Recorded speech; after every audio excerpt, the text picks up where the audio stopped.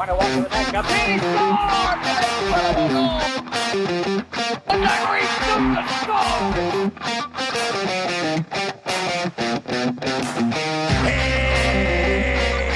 shoots and scores!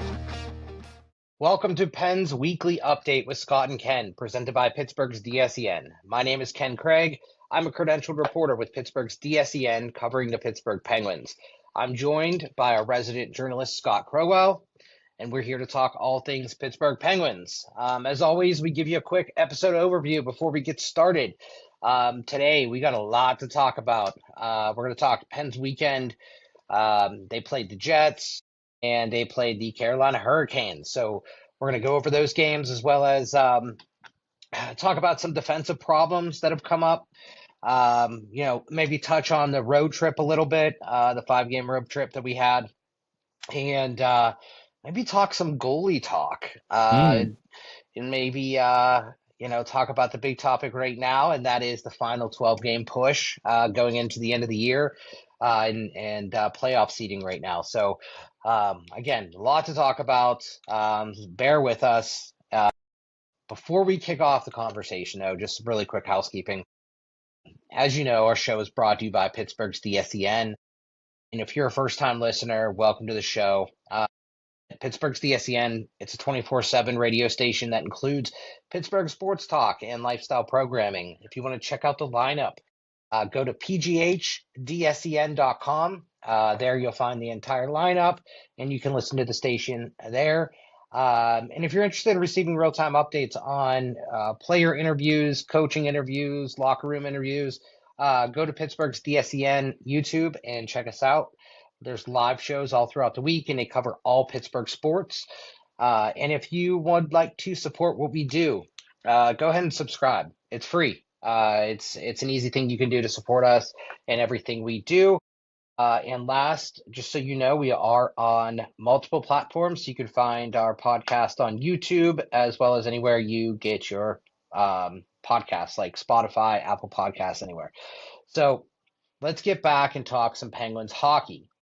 Scott, what was your thoughts on this past weekend? I didn't think it was too bad. I thought they had a pretty okay weekend. The finish was not what I thought it would be, just based off the fact it was a really ugly finish. Just with, a game like that where, like a trail game against Carolina, final meeting. It was really disappointing to see the effort they put in, the way they showed up, and the way they did.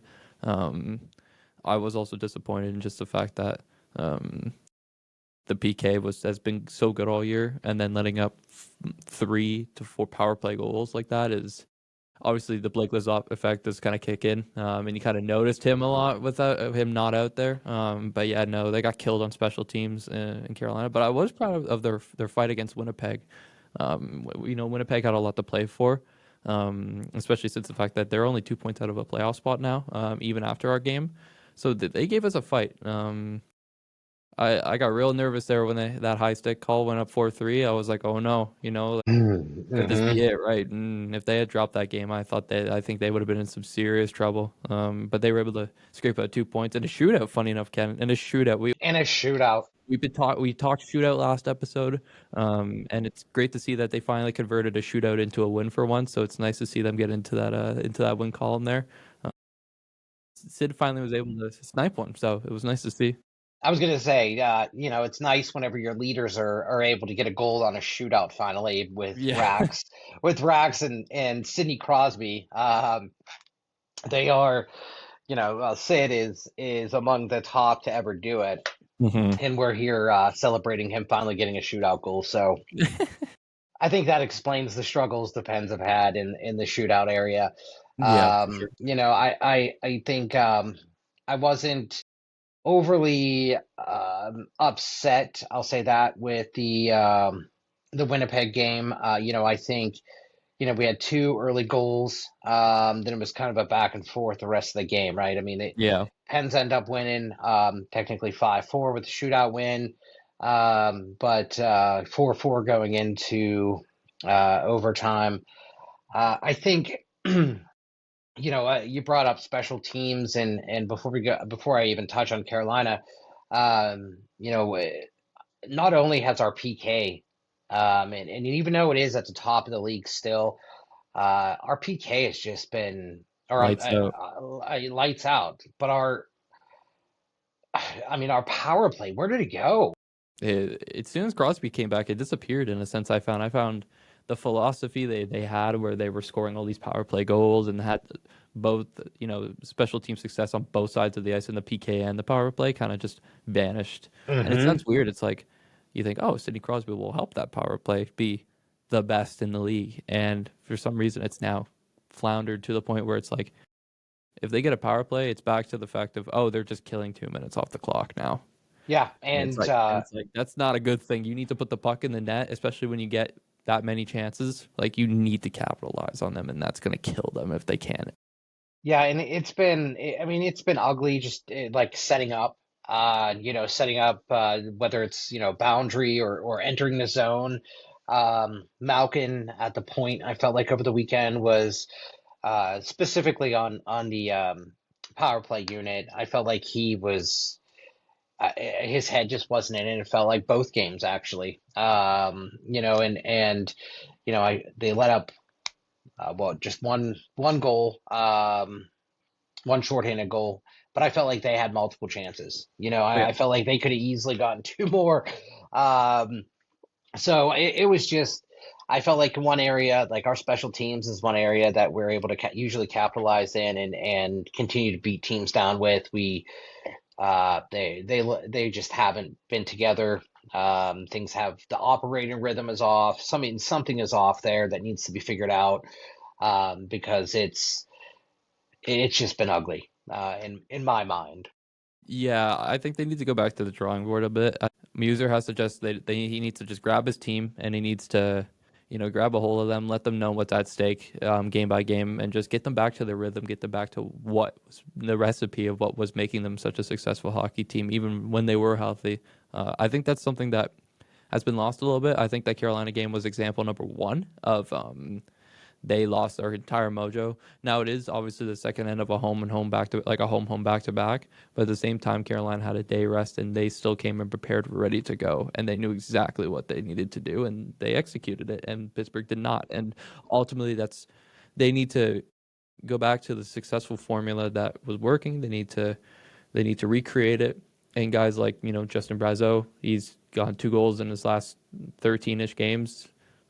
He's started to skid a little bit. I've noticed his production's fallen off a little bit. And I think, guys like Ben Kindle, he needs some help, right? And you can tell Kindy looks a little tired out there, especially with the fact he went from 1C duties back to 3C, and his role's kind of diminished a little bit. I think that's something that definitely I've noticed a lot.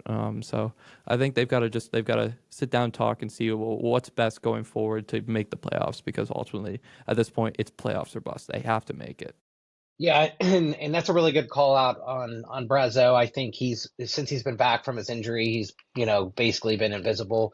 That third line, I know they're starting to try to work together again or starting to gel again, but there's just been, I mean, one, they've had limited shifts. Like, every for the past two games, they've been the lowest on the offensive side.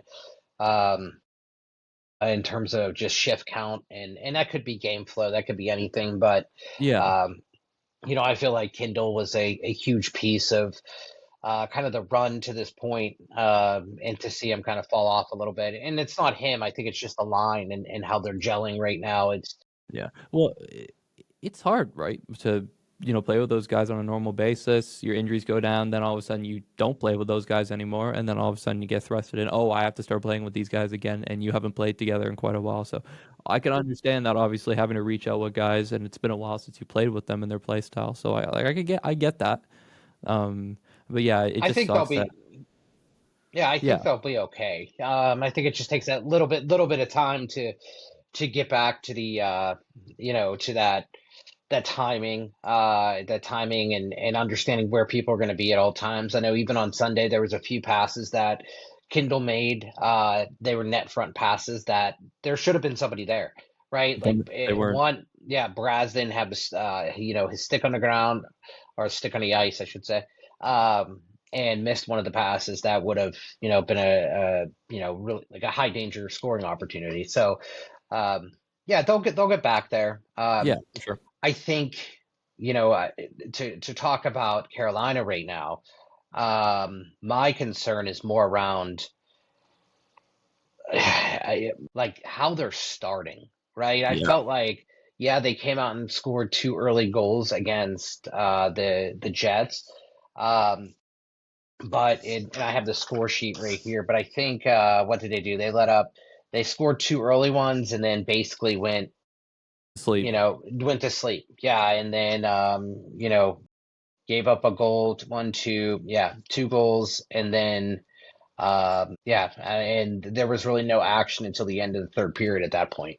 Yeah, pretty much. So it was, I think coming out, getting a hot start, getting some net front support for the goaltending, they do the best whenever there is chaos in front of the net. Whenever there's chaos in front of the net, and whenever they are, creating rebounds and getting those rebounds and just just not giving the goalies the opportunity to see pucks coming in, those kind of things.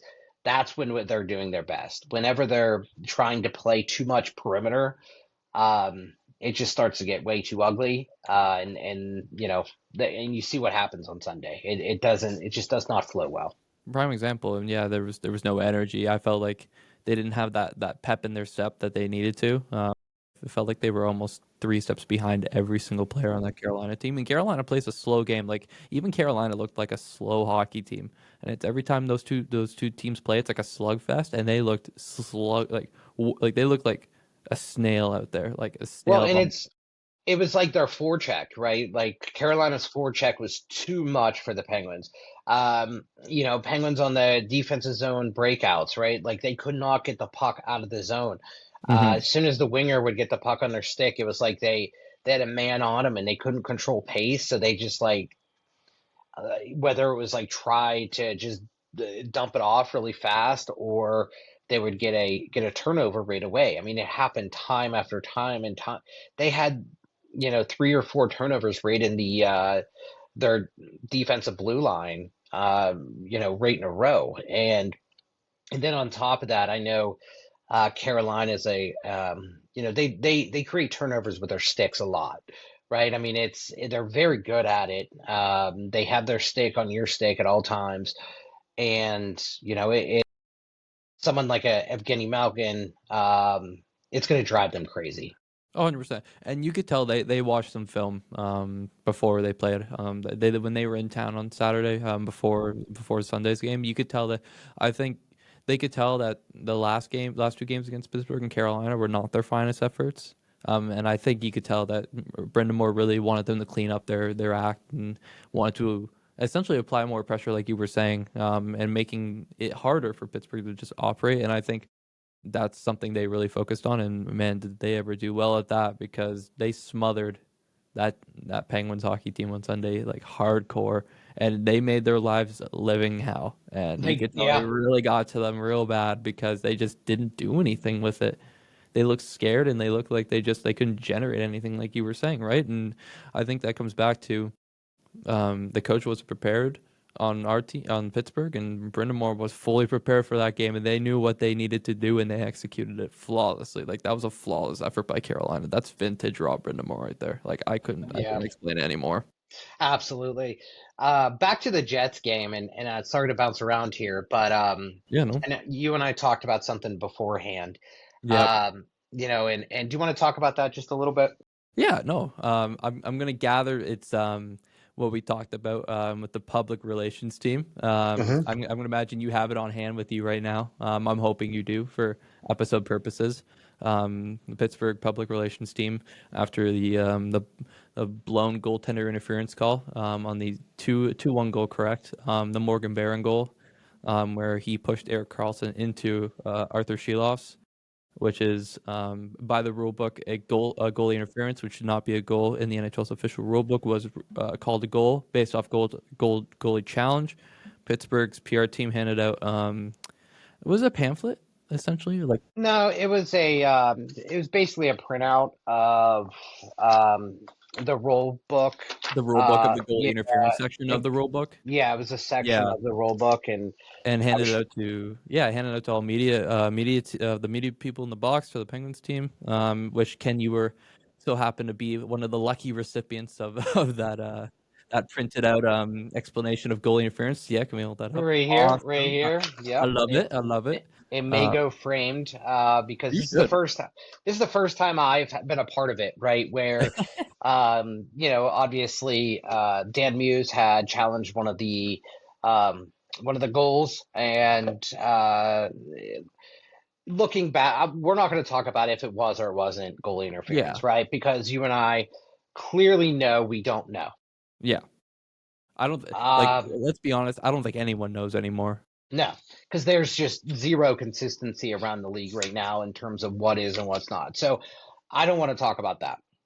Um, I want to talk about how the Penguins went to bat and Defended their coaching their staff. coach defended their coaching staff, and GM Kyle Dubas and Dan Muse had a strategy coming out of the GM meeting saying, hey, we're going to do it by the book, right? We are going to do it by the book so we fully understand what this is and how to make judgment calls from what the book says. And why after after that challenge, the communications team, the Pittsburgh Penguins communications team, walked around the Penguins media box and handed out this is Rule 69, interference on the goalkeeper, and they highlighted um, Rule 69.1, interference on the goaltender, and highlighted a specific section of that. Obviously, you probably saw it on social media if you're follow the Penguins, but I've never seen this happen. I've never seen the team, a communications or media team, actually go around and hand this out and say, "This is why we made this call. This is why, we feel that this is why this was justified." Yeah, So I I supported it. I loved it. I think that the transparency is there. That not only Dan Muse but Kyle Dubas as well has his finger on the pulse to try to figure this out across the league, because you'll see it called one way one night, in a game across the country, it's called the exact opposite. So there just needs to be some clarity around this, because you saw last night in the Islanders uh, game. the Islanders and Blue Jackets game, we literally saw almost the exact kind of play, and they called the goal off, and which the game ended up being a 1-0 win for the The Islanders. Islanders, Yeah. and in the Pens game they called it a goal. So Where are the there's this, standards? yeah, I think that all comes to. I think we talked about it before in a previous episode, but we'll continue to beat this dead horse and say the rules are the rules and they need to follow by what the rule book is stated, and that's why good on the communications team for highlighting. If you want to bring it back out here, Ken, for a sec while I talk about this, as you can see in the highlighted yellow, essentially a carbon copy play of what happened on the Morgan Barron goal, which led to Arthur Silovs being pushed out of his net so far out that there's no chance he's stopping that puck or even getting remotely close to it. So like when you sent me that, I had such a funny chuckle about it, and I was kind of like, well, like great job on the communications yeah, team for doing that. Like, and like for me, I same thing. I would stand by them in any sense of the word. So I'm proud of them for doing that. And I also want to bring up that Ellie Freeman on his Saturday headlines this past Saturday brought it up. He was topic number 2 on his conversation list, and this isn't the only time the Penguins have been an example of goalie interference. This is the 4th time this calendar year so far that in his Saturday headlines, a Pittsburgh clip has been used as a prime example of goalie interference. Um, so I think there's got to be some sort of notice taking in that like Dan Muse is a rookie head coach, but I don't think the NHL should be using that as a reason to make an example out of him. I think like he's challenging it for a reason, and he wouldn't challenge it just for the fun of it. There is clearly something there that indicates there is. So for me, I think I think that's just the NHL being bad at following the rules. And again, there's nothing, like I said, there's nothing more to say. That's Just they got to follow what they put on paper and what they And put in script. and I think that, what the referees need to do, or what the league needs to do with the referees, is get everybody together. And I'm sure they do this, right? I'm sure that they, because I can't be, I know I'm not the smartest person. And I know that there's much smarter people that are running the NHL. So I hope that they've gotten together and have gone through every kind of scenario you could possibly think of and said, this is how you call it. This would be a situation, now, so I know different things come up, but just that consistency around the league, um, or even afterwards, right? Afterwards, having some explanation about it. And I know, you see why it was, or the NHL releases why the result was the way it was, but to me, it's a significant lack of Judgment. of judgment, and a lot of word salad a lot of times, Yeah. right? So Well, yeah, I was gonna point that out to you. yeah. Like their explanation on the goal, there was a whole lot of nothing on that except for just they strung something together and said, yeah, this is why we called it, and they didn't really give a reason on why it was no goal, except Mhm. they kind of just said like the only thing I gather was, oh, Carlson initiated the contact, which is like, well, no, Yeah, no. yeah. And if you look at, and I hate that we're spending so much time on this, but if you look at back when we played the Rangers and Mantis, Mantha, yeah, yeah, Mantha, where basically his foot was used, was kind of used to push off, right? I hate to say that, but like his skate was right there, and that was called no goal. And then you look at the one against the Jets where it's Silovs is literally like body checked out of the crease, right? Like two totally different scenarios, and you're telling me that the one that was impeded was the Mantha one? Like it baffles me. yeah. It There's it just not much more to say, but yeah, yeah. that's bad. Like that's really bad. It is, but I just huge shout out to the Penguins organization for that one. Yeah, big time. I think that that's one. It shows that you're attuned with what's going on in the game. You're attuned with the fans, and you're attuned with the head coach and the staff and the organization. It's like everyone's in step, right? And it's I appreciated that. No, same Um, here. now. Even afterwards, Dan Muse had some words to say. And if you want to watch that, check out our YouTube as well, where Full clip interview. yeah, full clip interviews on there as well. So to pivot away from that, now if the Penguins had um, a few more blue liners who may be able to keep the puck away from the goaltending, we may not have this issue. So defensive problems. Do we Boy, have them? um, Do we have them? this face says it all. Mm-hmm. God. Yeah, Yeah, they have some serious problems on the back end. yeah, we do. I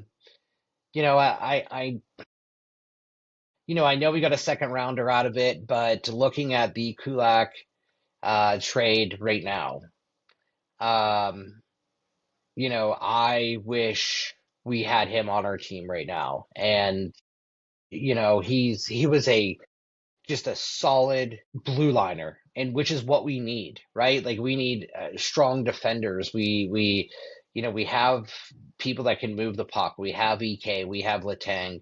I think what we need right now are just solid players who have good vision, have good positional awareness, right? And right now with Graves out there, obviously uh, Shea's out right now, so depending on how long that will be and how long he'll be out, we're not sure at the moment. But I mean, what are your thoughts? Tell me, because you're usually in tune with the defensive team here, and Yeah. I thought first off, that was a really bad coaching misshot by Dan Muse there. That was really, really poor. Putting in, I get the aspect. I do and I don't of yeah, Ryan Graves analytics says, okay, maybe one more chance.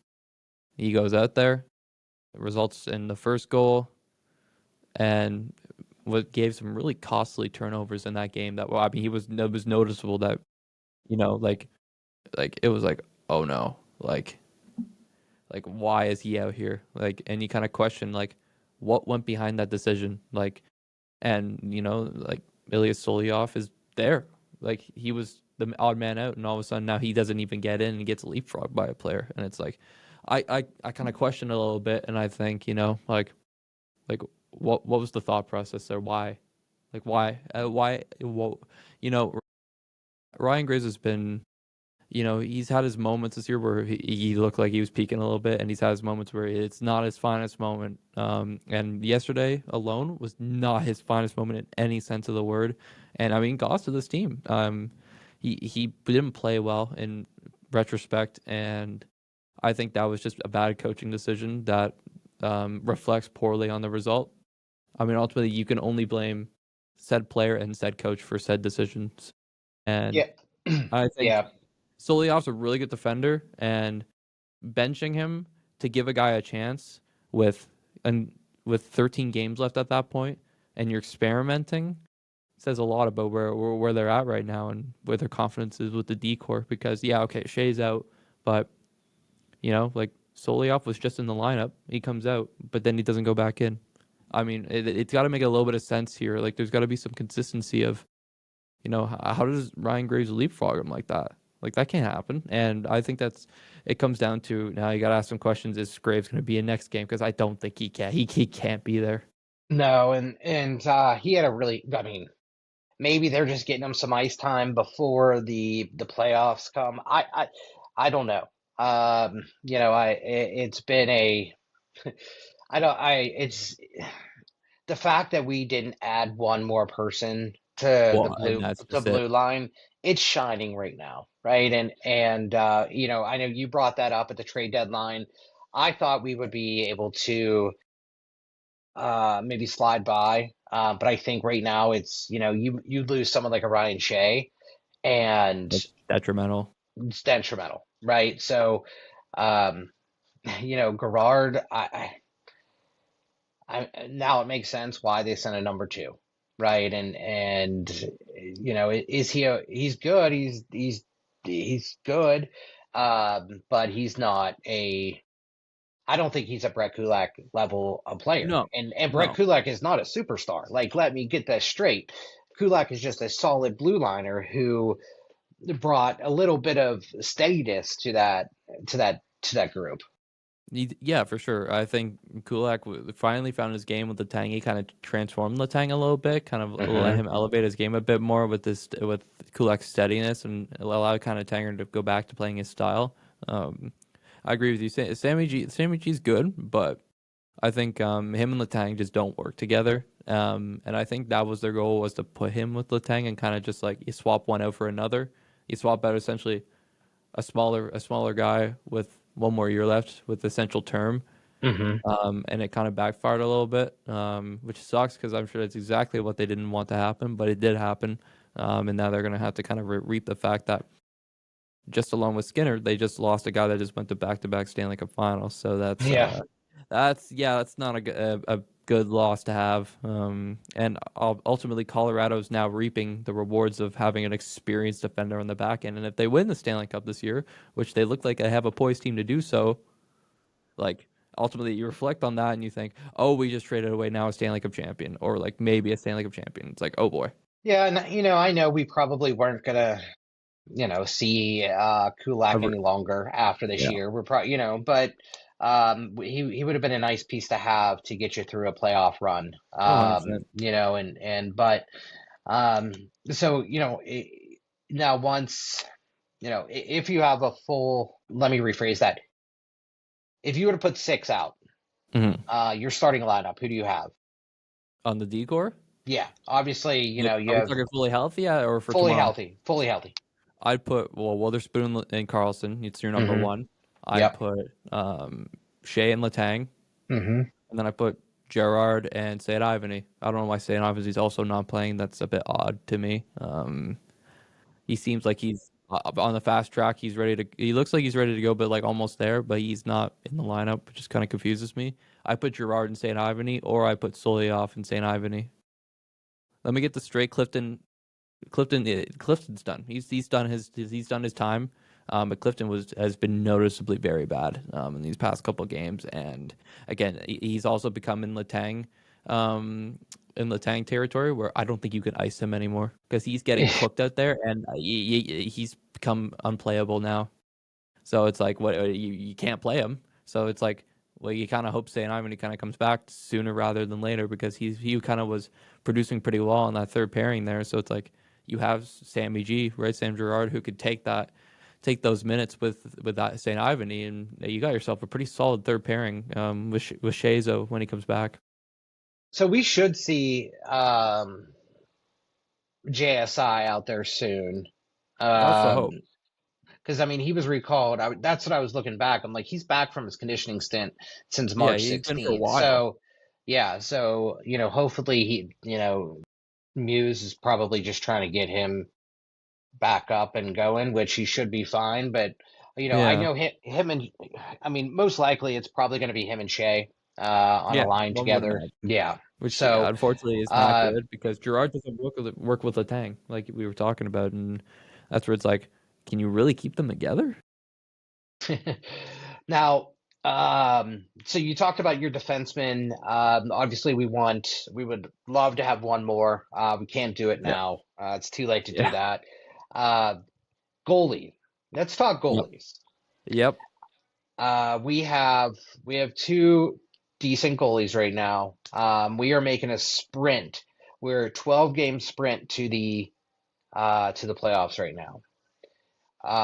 Do we have a 1A, 1B? I feel like they have. Well, hold on.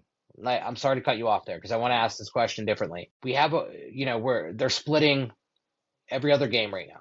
One, by the time we get to the playoffs, will Dan Muse change his strategy and go 1A, 1B, or will he continue doing what he's doing in the regular season, allowing, the goalies to switch every other game? I'd love to see him go to a 1A, 1B. Have your true number one starter heading into game one if you get to that point and actually make it through this like the rest of this gauntlet schedule that they have coming up with the Colorados, the Dallas, the Ottawa. Like if you make it and you put it, you have to have a number one goal. You can't split in the playoffs. No team in the playoffs is going to be splitting their goalie starts. Pittsburgh would probably be the only team to do that, and you need to like. And we talked about this before we started recording, and we talked about how they have two experienced goaltenders when it comes to playoff hockey. We have Arthur Silovs, who carried that 2024 Vancouver team to Game 7, second round against funny enough against Stuart Skinner, and almost got him to conference finals. And we have Stu Skinner, who's been to two straight Stanley Cup Finals, has the experience, couldn't get the job done, but again has that experience where he's had been able to take his team 4 rounds, right? And when his team is confident in front of him, he can backstop them and give them the saves he needs, right? So there's a decision to be made, I think. If you get to that point, you can't split. There's no splitting in the playoffs. You need to have a true number one.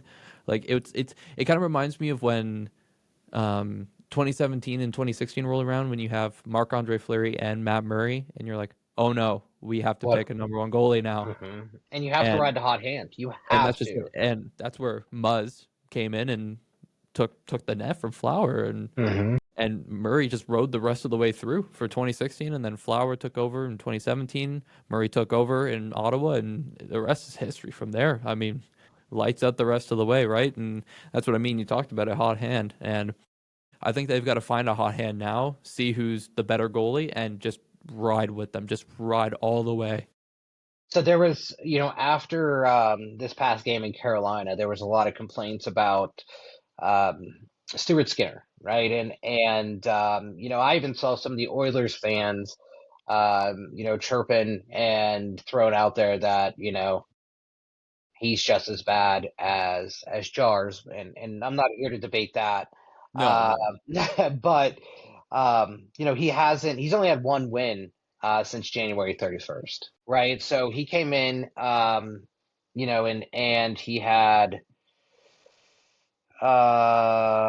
he came in December 16th and had three straight losses. Then he went on a run, right? From January 15th through the 31st, like all of January, basically, he only had one loss out of seven starts. So 6 wins, one loss in January. That's pretty solid. That's a solid January. But since then, since January 31st, he's only had one win, eight games.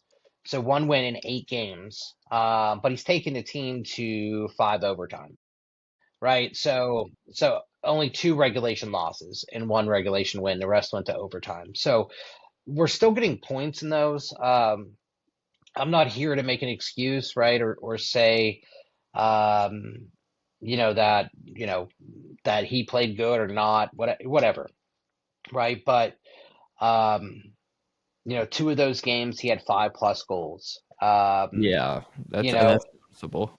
and I think he is someone that you need to let him play, Hmm. right? Like I'm a believer in that. Like some goalies, like you need to let him play. And So I don't know. Like Silovs, I feel like he has 16 wins this season. Um, he's 2.92 goals against and 0.894 save percentage. I mean, very kind of similar. Yeah, actually, well, I mean, the second half of the year, I mean, he's been able to rack up some wins. Hmm. But I mean, as of right now, I mean, who do you go with? Do you go with a goalie? Yes, he has a little bit of experience. Hmm. Absolutely, he has a little bit of experience. But technically, he's a rookie. Yeah. Oh yeah, she loves is technically a rookie. This is his rookie Yeah. year, right? And Or where or he's a do you, full timer. or do you go with a back-to-back, a goalie who went to back-to-back Stanley Cup, right? Finals, yeah. Um, yeah, Stanley Cup Finals. Who led his team all the way through a entire playoff run. Who knows the pressure?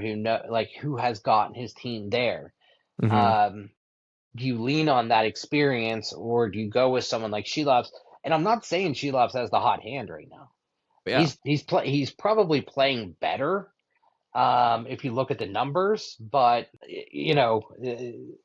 I mean, this year Skinner has. I mean, they're basically about the same. Yeah, essentially, they're like the same goalie right now. Yeah, And that's where it makes it two. difficult to really mull it down to okay, who do I pick, right? I If mean, you're looking if Skinner you're has a looking for 2.8 goals against. Sorry to cut you off. I just wanted to say this: 2.8 goals against, and Shelovs has 2.92 goals against. So uh, about the same. I mean, they are yeah. about the same. Well, and I think we talked about it where like goalie stats are goalie stats. I think it also reflects again on the defense and how the defense is performing in front of them. Again, not been up to par lately, and it doesn't help. Also, that Stu Skinner in his last 3 games are against Carolina. Yeah, yeah. So it doesn't help that he's playing the same team that's at the top of the division 3 straight games in a row. Hmm. Again, that doesn't really help for a recipe of trying to find out, okay, like can you trust in Stu? For me, if I'm choosing your game one starter, if you do make it, I'd have to go with Artie, just based off the fact of you got the younger goalie in net, and you got to give him a shot. And for me, it's nothing against Stu. If Artie wasn't here, I'd choose Stu in a heartbeat. In any other scenario, but for me, I think Artie's got to get the start. Either if it gets Columbus, the Blue Jack, or the Columbus, the Islanders, or if you fall into a wild card and face a Buffalo, a Tampa, or Carolina. There's those options, right? You've got to be prepared to name when you can't split. Again, we talk about it. I could say it's on blue in the face, but they look real stupid if they said, "Oh yeah, we're going to split the goalie starts for the series." Well, it makes it for a team easy to prepare against a goalie if you're splitting the starts. Yeah, yeah. And it's yeah. I mean, I'm kind of stumbling because I don't think, I don't think that Dan Hughes goes into the playoffs and says, "Hey, I'm going to go against what the normal trend is, and that is Have a to number one goalie. have a number one goalie." Um, I don't think he does that. I do think that they identify somebody, or maybe it's 2-1.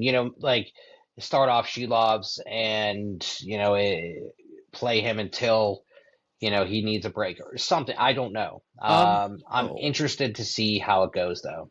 I think for me, I think I'd start Shelov's game one, like I said. If he doesn't do well and he really like poops the bed, I think you go Skinner game two and you ride him the rest of the way. Yeah. Uh, Um, I I mean, think there's no and doubt just get about a that. and just get a feel for it, like you Yeah, said. 100%, Like just get 100%. it if one of them has to stand out, and if you start out going 1-1 until you find that one that is playing hot for that series, right? Then that's what you do. Well, I and that's think just it. I think Muse is good about that. Is Hmm. each game is different. Each situation is different. And I think he is very creative in making sure that that he at least puts them in the right position. So I don't see him being the person that says, "Hey, we're gonna do it this way because that's how it's normally done." Yeah. Um, I don't think he'll be that guy, but I No, don't know. I wouldn't imagine. Yeah, well, we don't know that. No, we've seen Muser all year. We've seen kind of what he runs down, but I don't think he's gonna do that. Yeah, I just can't imagine him coming out to the press in a playoff preview before you match up with one of those 4 to 5 teams and say, "Oh yeah, I'm splitting the goalies." Like that. No, I don't think that's happening. I think he's gonna have a real long talk with Todd Nelson, Benino, and Rich Clune, and say, "Okay, we've got to nail down a starter, and we've got to really decide this before game one comes because we got to know who we're going with. I think it all depends too on, do you start at home? Do you start on the road? yeah. Right. That's all gonna. Yep, you nailed it. So it's all gonna So be situational. yep, Um, that's just it. Goalies are all situational. Like who performs in the better aspect on the road or on the like again, you've got to really analyze a real thorough. But I also, would it be surprising, say they make it, if Stu gets a game one start? Nope, I wouldn't be surprised one bit if that happened, because that would just be Muser trusting in his veteran goaltender that's been there, done that, and understands it. But at the same time, again, I wouldn't be surprised if either of them got the start. Like I'd be like, yeah, okay, makes sense to either or. It's expected. If Stu gets a start, it might be a little unexpected, but at the same time, it's like you kind of would expect at the same time just based off his experience. So it's like that's what I mean. Like they have two goaltenders that like have been there, done that. yeah, and that's. I didn't think we would be in this position coming into this year, right? I mean, one, to even get out of the Jars contract, it's like, whew, all right. So now we're in a situation where we have zero commitment after this year, but now we're going into the playoffs with Shilovs, who has, I remember when we first traded for him, and you and I were on a show talking about it. I mean, we were excited about it, but then now to end up with Stuart Skinner as well, and have someone with his pedigree and his experience and resume, help you through the playoffs as well. I think we're in a good situation. Yeah, 100%. I mean, for me, this is me just being very honest here. I would prefer Arthur Sheloffs and Stuart Skinner over Connor Ingram and Tristan Jari. Just to point that out for a matter of fact. I'd be more comfortable with Arthur Sheloffs and Stuart Skinner any day of the week. That's a tandem for me that I know can get the job done. I Um, think I think and they there's give no us, comparing. There's no yeah. comparing. I think that on a normal day, yeah, there's been those games, where things have gotten out of hand. There's been a few, but on a normal game-to-game basis, they both will give you the opportunity to win any game. 100%. But the team's got to show up though, and that's the thing that they haven't been doing lately. Like Stu, like that first Carolina game stood on his head and gave them every Well, chance to win, and they couldn't do it. even on And on Sunday, Sunday, Scott, yeah. even on Sunday when I was talking with Carlson and in the locker room after the game, Hmm. um, I forget what question was asked, but he said basically that you know or someone asked him about how he thought um, Stuart Skinner played, and he said, well, he was the only one out there really I did. I saw that really quote. giving effort. I saw that quote. Yeah. Yeah. And so there's a lot of respect for Stu. I'm not sure what he's going to do at the end of this year. I would Yeah, love. I mean, I personally like him. I think he is a great teammate. I think that he is a good goalie. And do I think he stays in Pittsburgh? I don't know. I don't think that the money will be there for him or the our long short term or the or the longevity. yeah, that's Yeah, what I don't think the long term will be there. I don't think they're in the interest of locking someone up long term just because of um our pipeline of goalies right now. yeah. But if he does sign even for 1 or 2 years or something, I would, I'd love to see him back in black and gold. I would give him 2 years. I thought year by year would kind of make sense at first, but if you give him 2 years and it's like a low term, like if you can get him at a decent amount of money with a cap going up, I don't see it being detrimental at all. It's not like signing Tristan Jari to a multi-year deal at 5.375 and you're stuck with it. You got rid of him. Oh, you somehow got out of that albatross of a contract. That obviously they're not going to put themselves in that situation again, but they also got to evaluate the UFA goalie market this year. There's no one there. Sergei Bobrovsky, he's probably going to get re-upped with Florida. Except for that, there's no number one goaltender out there. Freddie Anderson's probably going to be the number one goalie on the market in UFA, and it's like you kind of might want to consider maybe, okay, Stu might actually be a guy you might want to consider maybe bringing back if it means giving him a little extra dough, like 2 year deal. If it means overpaying a little Mm. bit, but not a crazy amount, it might have to be done, right? But also, like you said, pipeline's so important, right? You got Sergei Murashov absolutely tearing up the American Hockey League. Shout out to Wilkes-Barre, by the way, clinched a playoff spot and could clinch a bye. They're in line for that. Um, but they got Murashov, they got Blomqvist, they've got Taylor Gauthier down there as well in Wheeling. They just signed a prospect, Gabriel Daigle, as well. He had a How really do you good year. pronounce his last name? Is it I call Diangle? I think it's Daigle. I think it's all in Daggle? one. There's just Okay. it's like an apostrophe. Yeah. I'm pretty sure it's a French last name, it would be Daigle. Oh, that's it. Digel. Okay.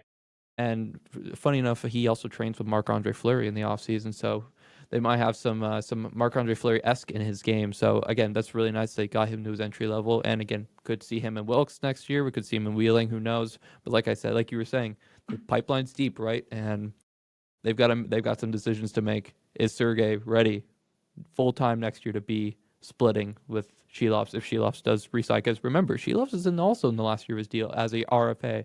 So you've got two pending goalies you've got to make a decision about. So again, it all comes down to how the season ends. Do you make the playoffs? Do you not? And where do you go from there? Because there's questions, Kent, and there's a lot of questions I'm asking myself, and I think a lot of people are asking as well. Yeah. And to your point, I just pulled up you know, uh Artur Shilovs. He's gonna be RFA. 25. Yeah. Oh yeah, he's an RFA at the end of this year.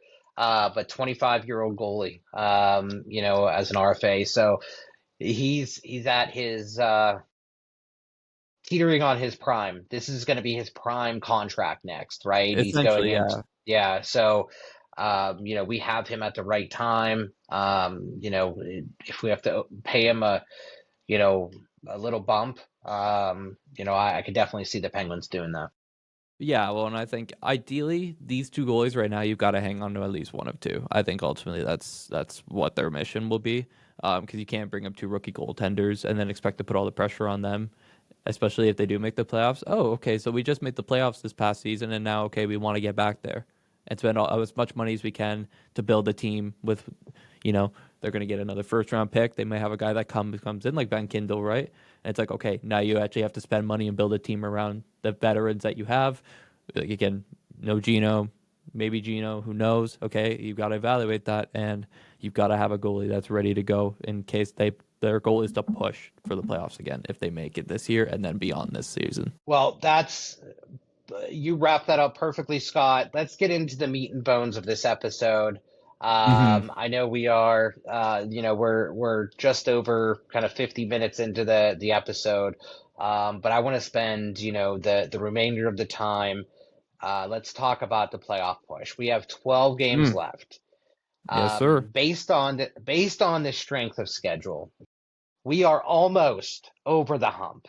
Yep, We are almost over the there. big hump. We are over the big hump where we took care of Carolina. Colorado, and we played Carolina. We didn't take care of them, but we played them. We kind of played them. Yeah. Now, so that took our strength of schedule from being in the top one, two, three, uh, down to 11. So yes, we still have the 11th hardest schedule based on the remaining Remaining game stats. opponents. Yep. Yep. We have a .586 based on our toughest opponents. And the good news is the Columbus Blue Jackets have the second toughest schedule with a .606, and the New York Islanders have a third toughest schedule remaining with a .602 strength of schedule. So let's talk about this playoff push. What needs to be done? Where are we? What's going on? Well, ideally, I think we're reading into some analytics today and just reading about, like putting the math together based off wins and kind of how many they need to get to the point pace they're at, which is around 100 to 101. They're going to need to win, as of today, 7 to 8 games out of their next 12 to make it, or be at least a point a game average the rest of the way through, which is essentially is the requirement to make the playoffs in this division and in the Eastern Conference. So essentially, yeah, they need to point out every game or win a majority of their 12, which means they need to take care of like the Dallases, the Colorados, the Ottawas, and then in April when they have kind of the schedule eases off a bit with their the two Florida meetings, the two Washingtons, the St. Louis, the Devils, the Red Wings. You got to take care of those guys, and you've got to at least get a point, if not beat them, and especially in regulation, because I have a feeling tiebreak might actually be useful this year in the Eastern Conference. So tiebreaks are going to be very important coming down the stretch, based off the fact of if there's a tie and they're going to go off regulation wins, you need to win your games in regulation. So I think that's it's so important. And for teams like the Islanders and the Blue Jackets, those teams got Carolina to play at least once, if not twice, and teams like Buffalo and Dallas and Tampa and Boston. If I'm not mistaken, yeah, Columbus has the Canadians twice, the Bruins twice, the Red Wings. Every team I think has the Red Wings. The Islanders I think have the Red Wings once as well. And most of the teams that are in the strength of schedule are in the Eastern Conference. I think Yeah, we're one of the only teams that mainly has the toughest West teams, like the 1-2 in the Central. They got upcoming in Dallas and Colorado tomorrow. And then they got Ottawa, who's kind of essentially chasing them a little bit in a sense of wild card if they drop to that point. Okay, oh, look out for Ottawa. Like Ottawa's playing right now. They play tomorrow, and then we play them on Thursday, right? So that'll be 3 games in 4 days for Ottawa, and they're going to be very, very tired. So that's where, again, they got to take advantage, but at the same time, they'd never really beat Ottawa, especially in Ottawa. And they haven't beat Ottawa in Ottawa since the 21-22 season. So it's been a very long time since they've walked into Ottawa and beat them. So this is the year where you might want to turn the tables a little bit and actually beat them, ideally in regulation, if not overtime. Because every time they play here, it seems to go to overtime. yeah, and Um, and you mentioned Ottawa's playing right now. They're up 1-0 over the Rangers in the first period. But I think an important thing to remember right now, March and April hockey is not the same as October hockey, right? oh And God, no. yeah, and we have teams that, yeah, we're going to be playing some tough teams, but Florida, New Jersey, Washington, St. there's going to Louis. be, yeah, St. Louis, there's going to be times where they cosplay and come in as as a playoff team or pretend to be a playoff team, just to spoil our season. So there are some teams out there right now, and we cannot lean on those games um, to in hopes to get or lean on those games as if they're easy wins. Because right No, now not at all. the No Pens game is. cannot view that. How I looked at it, and I ran some numbers as well, and you and I talked about this. So we've had right now we have a .614 point pace. So,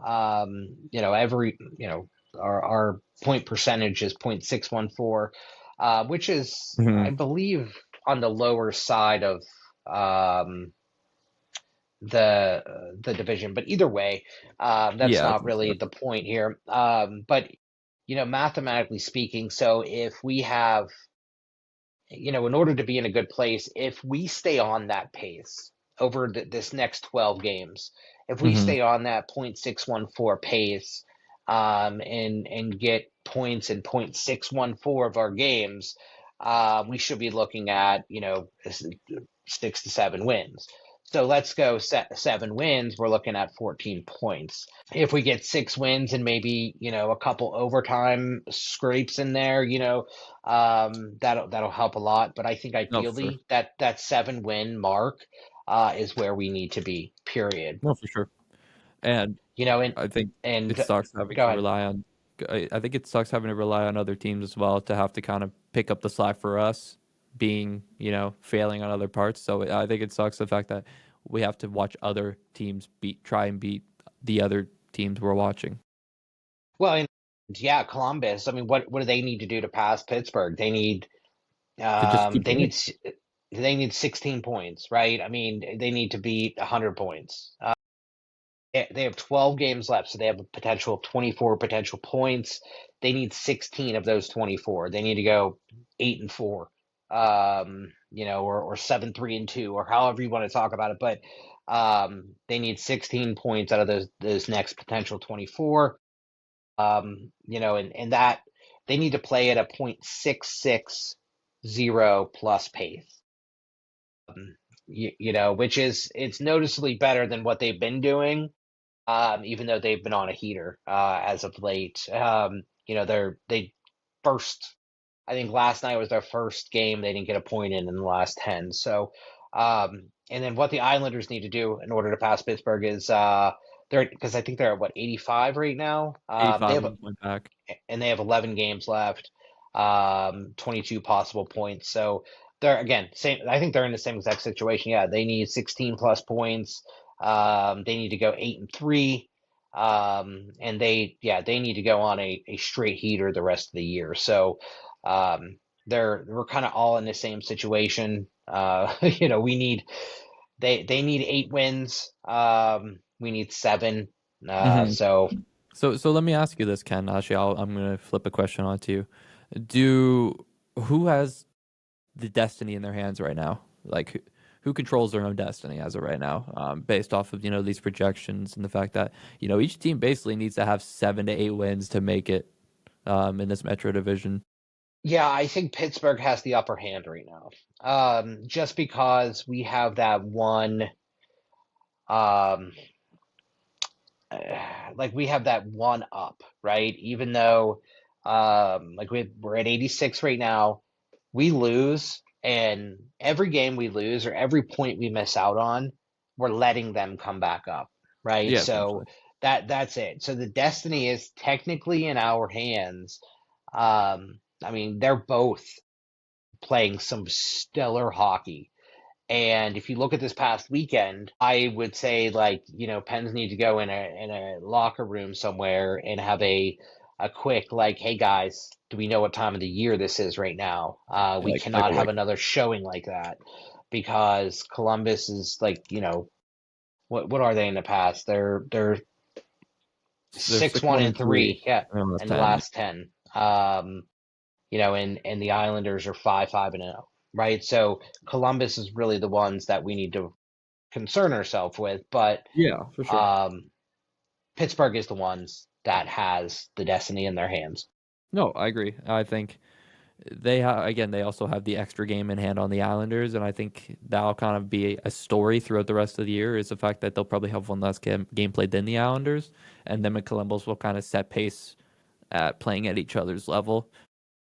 I do think the fact that in April the Pens do have a bunch of back to backs. I think they might catch up in that aspect because they have home Florida, home and home versus Washington.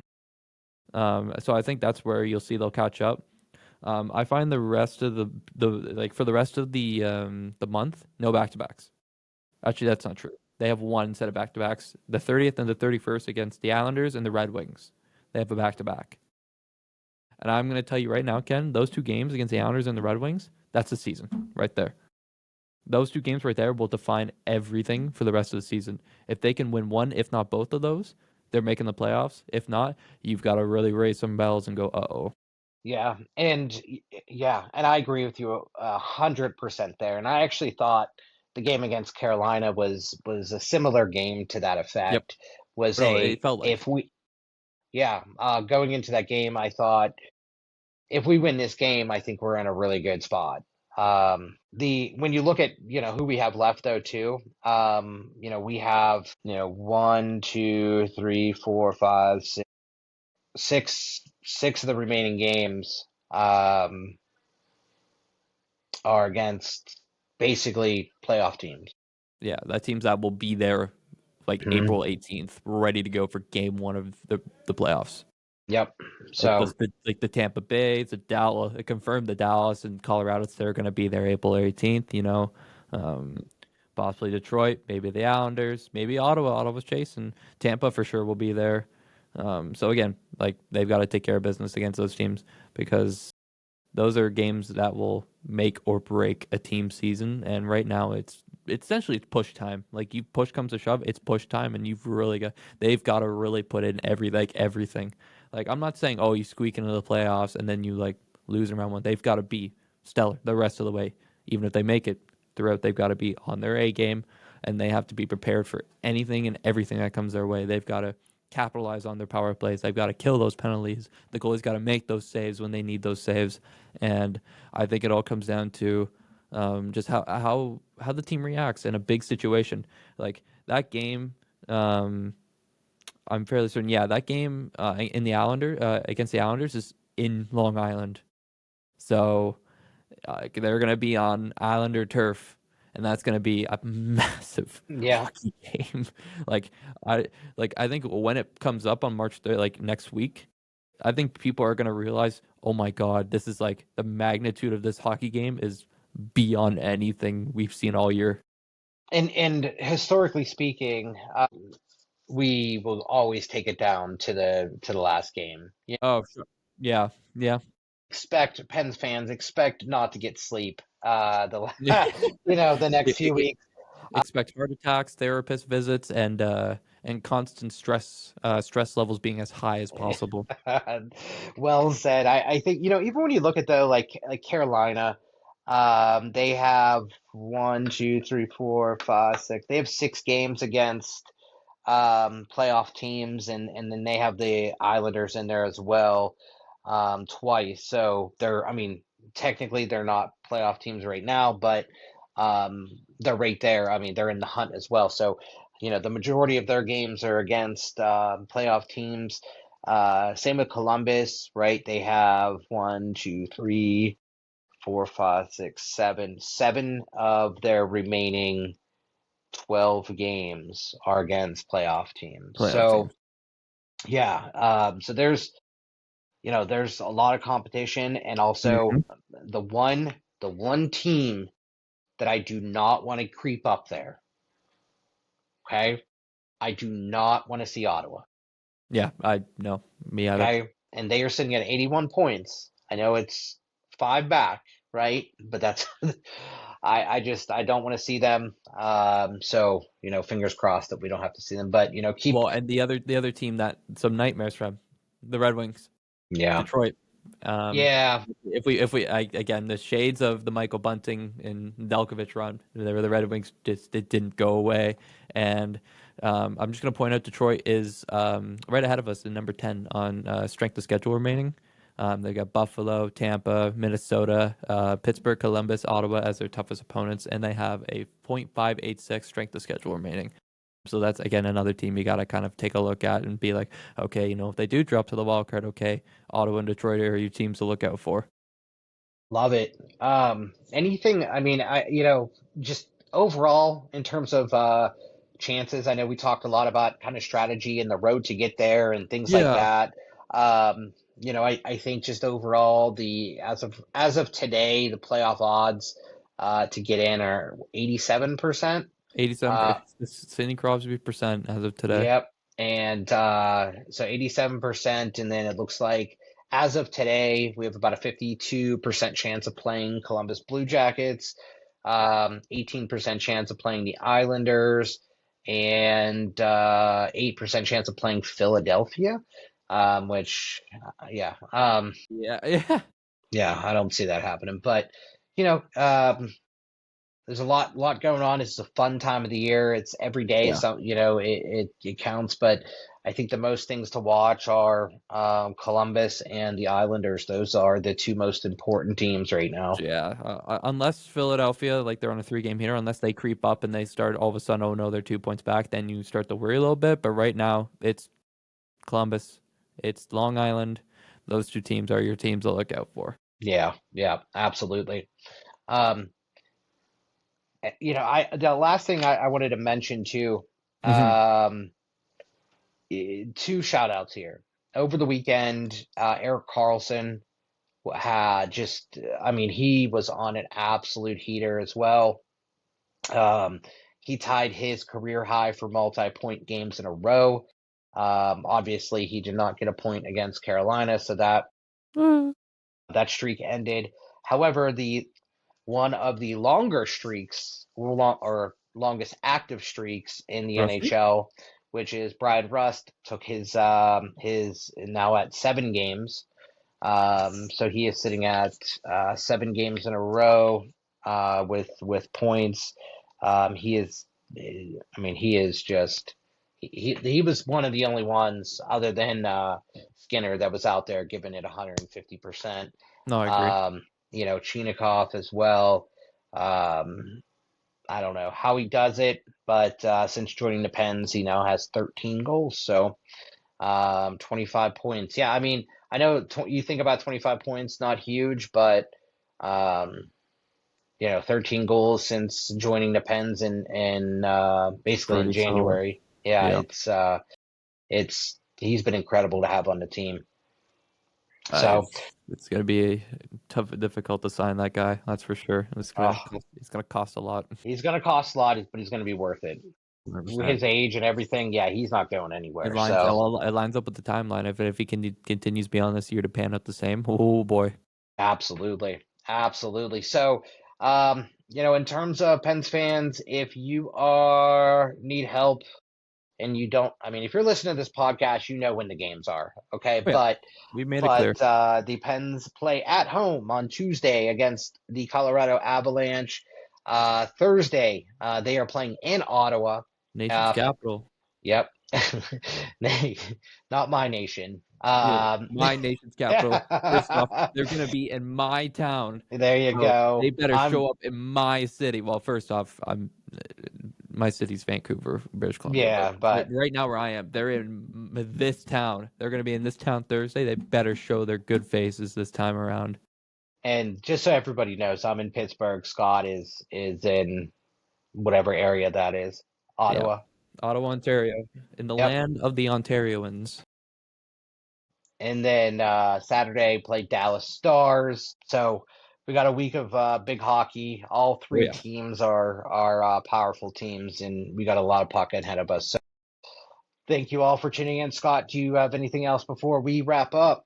Yeah, I also want to point out quickly, Eric Carlson was also named NHLPA Player of the Week last week, so we got to point that out too. Quick shout out to him. Yep. Except for that, yeah, I'd like to see them tighten up, see them go back to, like I said, a working formula that's successful to them, and get back in the win column because fans are itching for it. And one last thing to any Penguins fans, if this team is giving you any health issues, any heart palpitations, any anxiety issues you find you have, or anything, actually please go see someone because this last 12 games are going to be a rough ride. It's going to be a train, like literally a dogfight the rest of the way. So be prepared. Prepare your heart for some serious palpitations because there's going to be some moments where they might have the lead or they might be scratching for a lead. and like in the dying minutes, just be prepared for that. But seriously, if your health is at all at risk, please go see someone, because like I said, this game's actually like stressed people out. It stressed me out to a point where it's like I didn't feel the greatest. So like on a real note, like anything, please like don't be afraid to like reach out if anything does happen. But yeah, just be ready, because yeah. Well, I think that's a good note. Whether it's hockey or not, or life or anything, as much as you and I love the Pittsburgh Penguins, we are also humans. Mhm. We care about anyone who listens to this, and anyone who doesn't listen to this. We're here as a way to put together a small community of people, of like-minded people who love the sport of hockey and love the Pittsburgh Penguins, but we're Mhm. we're also here for a lot more than that. So, But yeah. if there is anything that's going on that you want to discuss, we're here. We're here for resources as well. We're happy to help. And I am so sorry to interrupt with this information, but we'll talk. Maybe we'll talk more about this on a future podcast or one coming up. But we did forget to mention that the Pittsburgh Penguins signed Bill Zahn into his Yes, ELC. I was. You Um, know what's funny? I was gonna point that out before we wrapped up. Great to see Zana get signed. mhm. I think that came in accordance with the fact that the rule that's officially coming into place. It looks like next year, where 19-year-olds that are first round picks will be allowed to play in the American Hockey League that come from either university or they come from the CHL, which will allow first rounders to come in, which is great. Great for Bill Zonin, not so great for Harrison Brunicky, but great for Bill Zonin. Now that he's signed, he can play in the American Hockey League next year, which is amazing. It's going to be great to have him there. Maybe he'll see some NHL action, which is I'm so looking forward to it. So great that they got him inked. I saw someone that actually said that this is going to wipe out the CHL It will. with I have a talent. feeling it will. Yeah. Yeah, but this is a path into the pros, right? Like you can't hold back because it's going to hurt the C. Like you have to allow these players to go and take that step, right? I Well, that's mean, just it. it's allowing them to do it at a younger age. If they're a first round pick, allowing them to do it at a younger age should like that to me, that's a positive move. Well, and that example essentially applies to Harrison Brunicky to a T, to the fact that he's going to be an overager in the CHL, and he essentially has no choice but to go to the American Hockey League, right? And he's kind of like, okay, like this rule should be not just first rounders, but I think to top 3 round picks. I think it shouldn't just be exempt of just first rounders, because then it kind of makes no sense for other players that are like high second round picks that kind of fit that model of a first rounder. So it sucks that Brunicky is not going to be able to get into that exemption. I'm sure he'll be there no matter what, anyways. But it'll be nice for a guy like Zon in that we'll still have a year of eligibility in the CHL, because he's going to be 19 by the time the season rolls around, and that would be his last official exempt year of the CHL before he becomes an overager and then has no choice but to go pro. Next year, it'll allow him to go pro, which is great. But honestly, it's a business. Hockey's a business, and the professionals, and I think it comes down to, um, I don't think those guys really care. I think they're ready to take that step, and I think they know what's best for them, and ultimately they have to do it. It's their decision. So Yeah, and I know the Pittsburgh Penguins and GM Kyle Dubas announced it, right over the weekend. I think it was on Sunday, right? it wasn't, yeah, Sunday morning Yeah, right before the game hit. they announced it, and later the numbers came out, but I ended up figuring it out. So they signed him to a 3-year ELC worth 3.225 million, with first year cap charge at $1,000. Yeah, so it's a little bit more than Gabriel Diangle. Yeah, Gary. Di- I think it's Diangle Gabriel Degal. Degal. So it's a little bit more than him. However, Zonin has been on a tear. I mean, 46 points in 35 games in the queue. I mean, it's just he has been on a tear since he got healthy. So Yep, really excited for him big time. to get into the AHL next year. No, for sure. It's exciting. I think Jesse Marshall put it in a pretty simple terms. He said, "Look out, Penguins fans, you should be very excited for what is going to come next year in the American Hockey League, because they're going to get a force of a human being on that hockey team." I'm so excited for it. Man, so excited. So, all right, we will wrap things up. I know we kept you around a little bit longer than we expected. This Oh, is yeah, well, what? actually, one more thing. I totally Yeah, forgot about this. Will Horkoff, Michigan, yeah, Big Ten. We got yeah. Oh my goodness. yeah, Will Horkoff's in Big Ten. So I'm waiting to see. I don't know if he signed his entry league contract deal, but if they make it all the way, or if he makes it, or if they end up getting eliminated early, look out for that. That might be coming. Wait, who do they play next? I thought they just They won. play well. They won to get into the Big Ten, like Right. Oh the yeah, big it tournament. hasn't the Frozen Yeah, they had to play. that hasn't started yet. Yeah, So they had to play their way into it, and they won. They beat Penn State to get there. Awesome, love that. Um, so it's nice to see they knocked off Gavin McKenna's season, and it's good for Horkoff. So I think if they get eliminated early in the Big Ten, or if they get like all the way, I still have a feeling he will probably sign his entry league contract this season. You'll probably see that come down the pipeline. It's probably already in the works, if not like already like verbally done. yeah, So it's well, we're gonna have to talk about that a little bit more on another episode because we have two other we have Bill Zahn and Will Horkoff, and then the other one is Ben Kindle, who were first round draft picks last year. So we'll talk more about that on another episode. agreed. Yeah, because that's a lot to go into. Keep an eye on Michigan and see how they do in the Frozen Four. I don't know what they call it. Is it just the Frozen Four? It's a I don't know what Frozen they. Four. It's like the NCAA like Big Yeah, Ten, but but they don't it's have like they don't have they don't. more than four teams. So Yeah, like essentially what's gonna happen is once these first games end, it'll have been essentially everyone that wins goes to the Frozen Four. So yeah, I was gonna say once they play the regionals, then they'll move into the Frozen. The winners of the regionals will move into the go to the Frozen Frozen Four. Four. Yeah, Correct. You got that correct. So yeah, big game coming up for Will Horkoff. I'm pretty sure they have they don't have they have a big team, but they have a team that hasn't been there in a while. I forget the name of that team, but it's gonna be a big game for him. Big game. So we'll see how he does there. Maybe again ELC maybe in the works. So that'll be nice to see if they can get him inked up there, and we'll see what happens there. yep, absolutely. Thank you all for tuning in. This is Pittsburgh's DSEN Pens Weekly Update with Scott and Ken. We'll talk to you this later on this week. Thank you. Thank you. He's trying to walk to the next up. He scores! Incredible goal! The Diary shoots the score!